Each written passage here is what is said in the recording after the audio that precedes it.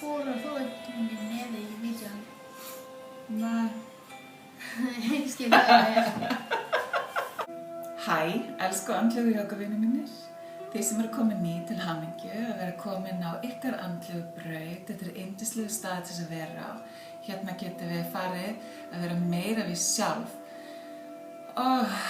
Bara meira hver við erum og hvað við viljum gera.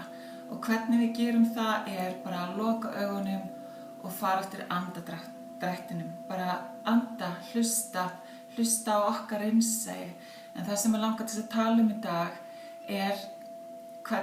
hvaða mikið frelsi að gefa sér það leyfi að skipta skoðun. Skipta skoðun á hverjum einasta degi út af því að þegar við lærum eitthvað nýtt þá megum við skipta skoðun og fara algjörlega í nýja stefnu.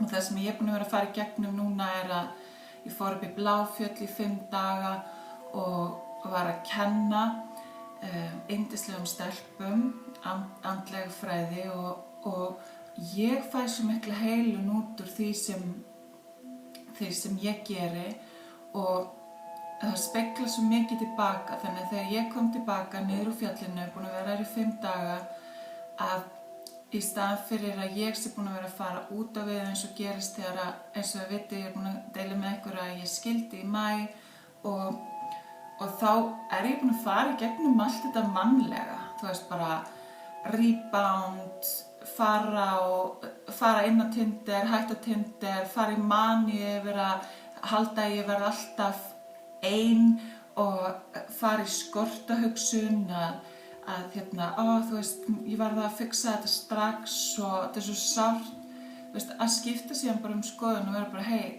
þetta allt í lagi, þú veist, bara viðurkenna manneskjuna í sjálfum sér, sérstaklega þegar maður mjög andlegur, að koma með manneskjuna og leyfa sér bara að vera bara, ég fór út á brautinni og koma mig bara aftur inn á og núna ég komin inn á mína braut sem bara, mér langar svo til þess að heila mig í mínu, þú veist, fara ein í gegnum mín særindi og bara virkilega syrgja það sem var ekki og bjóða því velkomið sem á að vera.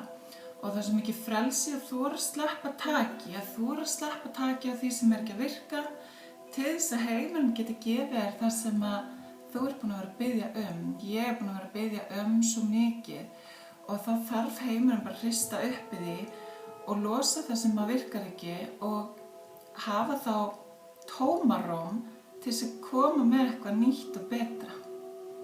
Þannig að gerum það sem við höfum gaman að með þeim sem við elskum, njótum þess að vera til.